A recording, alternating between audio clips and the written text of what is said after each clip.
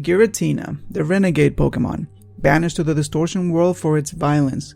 His legend was not even allowed to be spoken of, so for a while his story was lost. Today most people brand him as the devil and look for all the little details to make that connection. But is that really the case? What if there's more to this story? A side which shows that Giratina was banished unjustly. Welcome back fam, this is Ovi and we're back with more Pokemon theories.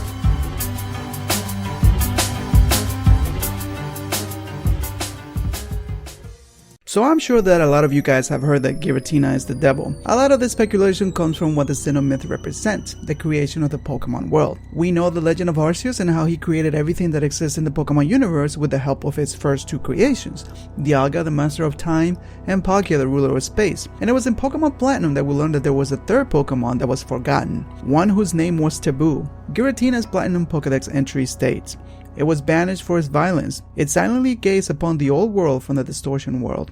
Some fans have noticed that Giratina's altered form has 6 legs, 6 ribs, and 6 spikes on his wings, which could represent Satan's number, 666. But according to interviews with Junichi Masuda, Giratina and the distortion world were created to represent antimatter. So without getting too complex, antimatter, as its name implies, is the opposite of matter. We know that anytime matter is created, antimatter comes to be as well. Interestingly enough, they cancel each other out. So to be honest, a lot of the scientists today are trying to explain how we even exist, since the moment that all matter was created, antimatter should have cancelled it out. So going back to Giratina, when Arceus created everything we know of, there are two possible scenarios that could have happened. Either he knew that Giratina was a necessity and that he was going to be part of his creations in order to create the Pokemon universe, or Giratina came to be without Arceus' knowledge, as a product of Arceus going around creating matter, in essence by an accident. Somehow I feel that the second scenario is what took place. Otherwise, Giratina would not be branded as the devil or banished. Instead, he would be respected as a natural part of the universe, just how we look at hurricanes or tornadoes. So what really happened?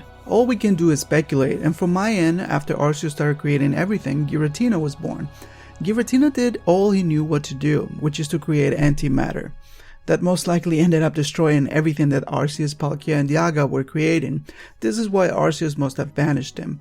Furthermore, I like to think Giratina is actually stronger than Dialga and Palkia, because as most of you know, in the distortion world, time, space, and physics in general do not apply, meaning Giratina can counter both Dialga and Palkia.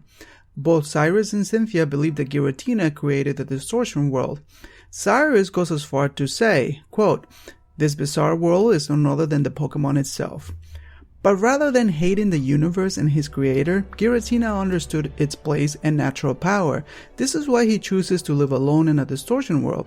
To me, he's a guardian, and the distortion world is a necessity to keep balance.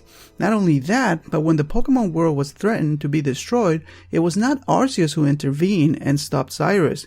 It was Giratina who stepped out. If this Pokemon was full of hate and violence, don't you think that he would have let this happen? Sure, his world was at stake too, but he had nothing to lose as he has always been all alone.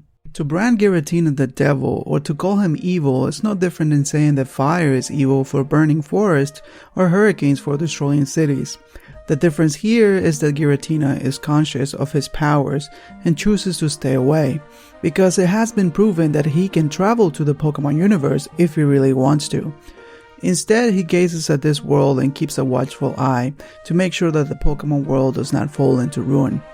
There is no hate, remorse, or other negative emotion that can push you to that level of sacrifice, but rather the love for such a place that you choose to be all alone.